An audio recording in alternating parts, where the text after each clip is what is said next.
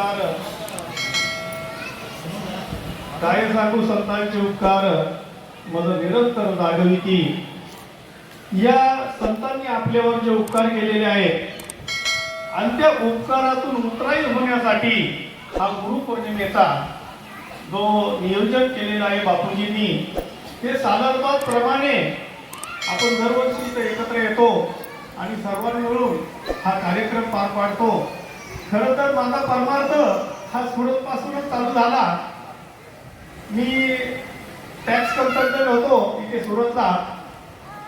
तर ताई वेळ रोडला आल्या होत्या आनंद पार्कला. सुभाष महाजन आबा आहे, त्यांच्या घरातून आमचा अनुग्रह झाला, तिथून आमचा परमार्थ चालू झाला. म्हणजे तसं पाहिलं तर हे परमार्थाचं माहेरघर आहे. आणि दरवर्षी मागे 2 एप्रिलला पण इथे कीर्तन झालेलं. तर गुरुपौर्णिमेला प्रत्येक वेळेस इथं येणं होतं.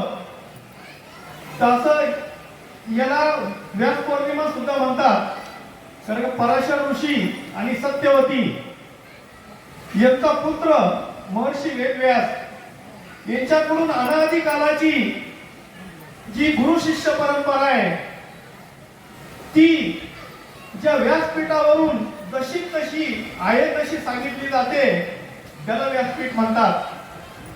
आणि या आपल्या फक्त भारतामध्ये टोटल 200 संप्रदाय आणि पंथ आहे. किती? 200 फक्त भारतामध्ये. त्याच्यामध्ये 199 संप्रदाय हे मानव निर्मित आहे. फक्त एकच संप्रदाय असा आहे, वारकरी संप्रदाय.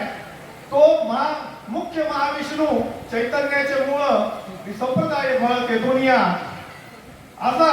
कारण का या वारकरी संप्रदायामध्ये नामापर्ते तत्व नाही रे अन्यथा, वाया आणि का पंथा दाशी धनी असा हा संप्रदाय एकमेव संप्रदाय असा आहे की तिथे तुम्हाला दुधाचं दूध आणि पाण्याचं पाणी, बाप दाखवण्याचं श्राद्ध घाल, हा सूर्य आणि जयद्र अशी अनुभूती आणून दिली जाते.